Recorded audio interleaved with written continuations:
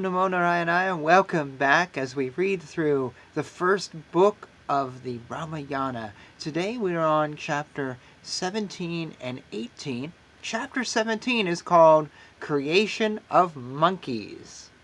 When Lord Vishnu decided to be born as the son to the great king, Lord Brahma, who had made himself, spoke these words to the Devas. You may create a group of strong assistants who can assume any form they wish to assist Lord Vishnu, who keeps up his promise, is valorous, and wants to help others. You may create using the bodies of chief Apsaras and Gandhavara women, yourself in the form of supernatural, brave, and intelligent monkeys, who are experts in illusion, who are equal to the wind god in speed, who are knowledgeable about administration, who are as valorous as Lord Vishnu, who would complete the job entrusted to them, whatever it may be, who have knowledge of various tricks of warfare, who can resist all sorts of weapons, and resemble the Devas who subsist on Amrita. Earlier, I had created Jambavan, who is a great bear, from my face when I was yawning. All of them, having been instructed in this manner by God Brahma, agreed to the proposal and gave birth to sons with the monkey form. The great sages, siddhas, vidhyaras, yakshas, and charanas caused heroic monkey sons who were forest dwellers born to them. Indra created Vali with a mighty and great body and made him the chief of monkeys, and he lived in Mahendra mountain, and the sun god created Sugriva. Lord Guru created the intelligent Tara, whom no monkey can surpass among the monkey chiefs. Kubera created a glorious monkey called Gandamadana, and Viswakarma begot a monkey called Nala. Nila was the son of the fire god, and equaled fire in his luster, and due to his great power surpassed all other monkeys. Endowed with the wealth of beauty, Aswini Devas created Maindya and Devinda, who were well known for their handsome form. Varuna created a monkey warrior called Sushina, and Parjanya created the very strong Saraba. The wind god Vayu created the dignified and graceful Hanuman, who had great prowess, wisdom, and courage, and had a body as hard as a diamond, and could travel as fast as Garuda. Several thousands of monkeys were created with immeasurable strength, who were capable of assuming any form, and who were desirous of helping in the killing of Ravana. Having the bodies similar to Meru and the Mandara mountain, great monkeys, bears, and cowtail monkeys came quickly into being. All those sons who could never be defeated took the form and prowess of the gods who created them. Some persons of highly honored valor were born to monkeys with tails, and some were born to female bears and female Kannadas. Devas, sages, Kandavaras, Garudas, Yakshas, renowned serpents, Kimpurushas, Siddhas, Vidhyadaras, many well-pleased beings, Uragas who were there, and Apsaras, Vidhyadaris, Nagas, and the Gandharvas created large number of gigantic monkeys who were wandering in the forest. They were of great strength and could assume any form they liked and could get whatever they desired to be done. They were like lions and tigers in arrogance and strength. All of them could strike with rocks, and all of them could fight with trees as weapons. They used nail and teeth as weapons, even though they were capable of using any physical weapon. They all could move mountains, uproot deep-rooted trees, and with great speed cause disturbance to the ocean, which is the lord of all rivers. They could cause holes on the earth with their feet. They could cross the mighty ocean with one leap. They could even enter the sky and seize a cloud. They could even capture the wild elephants living in the forests, and with their roaring sounds they could make flying objects to fall down. One crore of monkeys which could assume any form they wish, eminent monkeys which could command forces were even created. These monkey commanders created many heroic monkeys who could become chief of monkey clans, who later on became great clan leaders. Some monkeys and thousands of bears occupied the top of the mountains and plateaus, yet others lived in various types of forests and mountains. The leaders of monkey forces, Nala, Nila, Hanuman, and others, dwelt near the two brothers Sugriva, the son of the sun god, and Vali, the son of Indra. They, who were having the strength of Garuda, and all of them well versed in warfare, tormented lions, tigers, and serpents, which were moving around due to their pride. Vali, the mighty armed leader who had great strength, protected all of them as well as the bears and the cow-tailed monkeys. They who were valiant could assume any form they liked with various characteristics of the body, form tribes, and lived in mountains, forests, and oceans. Resembling masses of clouds and mountain peaks, and endowed with great strength, they, with their fearful forms and countenances, with their monkey forces, covered the earth in order to assist Lord Rama. Chapter 18. Dasaratha's Sons, Birth and Education. When the great king Dasaratha completed his horse sacrifice, Devas received their share and returned to their places. After completing the rules of penance of the yaga, along with his queens, King Dasaratha returned to Ayodhya along with his servants, army, and chariots. The other very pleased kings, honored fittingly by the king, after saluting the great sage Vashishta, returned to their own countries. After those blessed kings left to their own places, the armies of the kings, the dignified army of King Dasaratha, shined. When the kings had departed, the great king Dasaratha, preceded by the greatest among Brahmins, entered his city. After that, Rishyasringa, who was duly honored, along with Santa his wife, accompanied the great king Romapada and left to his country. After sending back all his guests, the king with a balanced mind started thinking about begetting sons and lived happily.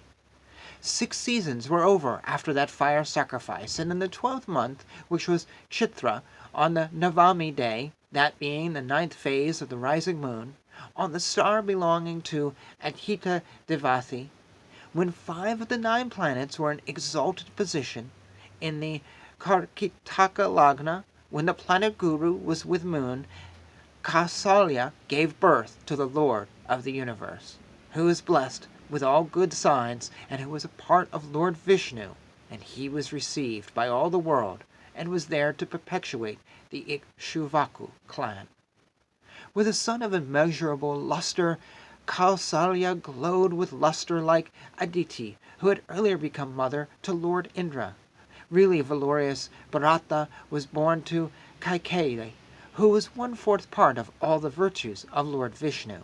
Sumitra gave birth to Lakshmana and Shatrugna, who were skilled in use of all weapons and having some facets of Lord Vishnu. The treasure of graciousness, Bharata, was born in the Meena Lagna and in Pushya Nakshatra. On the following day, Lakshmana and Shatrugna were born in Kakaraka Lagna in a Slesha star. Endowed with all good qualities, worthy and bright, resembling the Purvabhadra and Uttarabhadra stars, 4 sons were born to the great king. At that time, Gandhavaras sang melodiously. Groups of apsaras danced in great joy. The sound of celestial drums was heard from the sky, and there was a rain of flowers from the sky. In Ayodhya there was a great tumult among men, and festivities took place. The highways were crowded by men, and actors and dancers. Vocalists and musicians, singing on instruments, raised great and loud music. The king distributed gifts to the bards, eulogists, and genealogists, and gave Brahmins charities in thousands. After 11 days were completed, the eldest illustrious son was given the name Rama. The son of Kaikeyi was given the name Bharata. One son of Sumatra was called Lakshmana, and the other was called Shatrugna by Vashishta, who was greatly liked. Brahmins and other citizens were offered meals, and Brahmins were given heaps of unlimited and abundant jewels, and other rituals normally done at birth were performed. Among them the eldest Rama was like a torch to his father, and gave him extreme pleasure, like the highly revered Brahma giving pleasure to all beings. All the sons of the king were greatly heroic and gained experience in the Vedas, and all of them were interested in the welfare of the people and had great knowledge with great virtues. Among all of them, Rama was greatly lustrous, truly valorous and pure, looked like the moon, and was liked by the entire world. It was acknowledged that he was an expert in riding an elephant, riding on the back of a horse, driving a chariot, and was also a great archer. He was always devoted to his parents and served them faithfully. Lakshmana was prosperous. From his childhood he was attached to his elder brother Rama, remained always friendly, and was greatly liked by all people. He was auspicious and did service to his brother. He offered even his body to him, and he was like the soul of Rama moving in another body. Rama, the greatest among men, did not sleep without Lakshmana by his side, and if presented with good food, will not eat it unless Lakshmana was by his side. Whenever Rama went for hunting in the forest on horseback, Lakshmana followed behind him, holding his bow and arrow. Similarly, Shatrugna, the younger brother of Lakshmana, became dearer than life to Bharata and also liked him more than his own soul. The king was greatly pleased by his 4 sons, like Brahma was pleased by the Devas. They who were enriched with knowledge, having all good qualities, were modest and knew everything, and were far-sighted. The king, who was the king of the world, rejoiced for having these glorious sons, and looked like Lord Brahma. They, who were like tigers among men, were engaged in the studies of the Vedas, did service to their parents, and were greatly proficient in archery. The king, who was the soul of Dharma, was discussing about their future marriage with his priests and relatives. One day, when the illustrious and noble king was discussing this topic with his counselors, the mighty sage Viswamitra arrived there. He, desirous of seeing the king, told the gatekeepers, "Go and inform the king about the arrival of Viswamitra, the son of Gadi, born in the Hushika clan." Having heard those words, all of them became excited and hastened to the king's apartment out of fear. They, having reached the royal palace, informed the king, belonging to the Ikshvaku race, about the arrival of this sage. Having heard the words, the king was greatly pleased and went to receive that Indra-like Brahmin with his ministers. Then, seeing the shining illustrious sage, Viswamitra, who had fully completed his penances with a cheerful frame of mind, made offerings to the sage with respect. Having received the offerings, which were done based on scriptures, the sage inquired about the welfare of the kingdom and his own prosperity. Viswamitra, who was a great follower of Dharma, then inquired about the king's treasury and the welfare of his subjects, relatives, and friends. Then he asked, "Are the tributary kings submissive to you? Whether all enemies have been conquered, and whether the rites needed for pleasing the gods and human beings are being properly performed?" The great sage, according to protocol, approached the sage Vashista and other distinguished sages and inquired about their welfare. All of them, with a joyful heart, entered into the king's palace and were duly honored by the king, each according to his merit. Then the very generous king, who was greatly pleased with the arrival of the sage, after worshipping him, spoke, "Oh, great sage, your coming is like a man with a parched land getting nectar and a birth of a son through his wife to one without children. Recovery of lost wealth and a very great achievement to me. Welcome to you. O sage, a model of righteousness for us all. What are the things that I should do to satisfy you? I consider your arrival as lucky to me. I consider today that my birth and life have been fruitful and I have accomplished all the objectives of my life. Formerly, you were called a royal sage, and with your great austerities, you have obtained the status of a Brahmin sage. In several ways, you are worthy of my worship. Sage, your arrival has caused me wonderment. It has conferred great purity to me. By your coming, I have attained the effect of undertaking a pilgrimage. I desire that you tell me the purpose of your visit, and I am blessed to achieve the objects of your desire. You need not have any hesitation to tell me as to what you desire. And since you are my God, I shall fulfill all that you ask unto you. Great Brahmin, I have attained merit today. By your coming here, I have realized my Dharma." Having heard what the king spoke in a very humble manner, which was comfortable to the mind, and which was very pleasant to the ears, the great and divine sage experienced great delight. And thus we end this chapter. So we have, happily, the creation of Hanuman. Just this great being This is his origin story. And is there anyone who doesn't love Hanuman? If you go back to the very first video I have of the Ramayana, you'll see that the reason I first discovered the Ramayana was through Hanuman, was discovering who Hanuman was. And then I wanted to read the book. But here it is, the creation of Hanuman to Vayu, the god. And I didn't realize that. And I didn't realize the monkeys, all of them, were actually children of gods and children sent down. I had no clue. I thought they were just other beings that were on this earth. Well, I mean, they are other beings, but I didn't realize that there was they weren't just like tigers and elephants or whatever. They were coming down to us and all born at the same time. Though, I can only imagine if there had been newspapers of the time, what the headline would have been.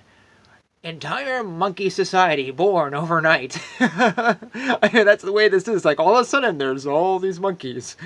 Did it say thousands somewhere here? And I'm like, whoa, that's rather a lot of monkeys that suddenly are living in the mountains. Overpopulation, maybe? A little weird, a little scary. Did anyone know who these monkeys were or whatever? I don't know, it doesn't say. It's assumed that this wasn't an issue and the world was huge and wasn't populated like it is today.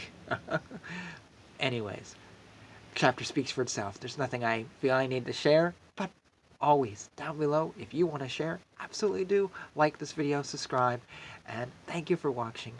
Hare Krishna, Krishna Krishna, Hare Hare, Hare Rama, Rama Rama, Hare Hare.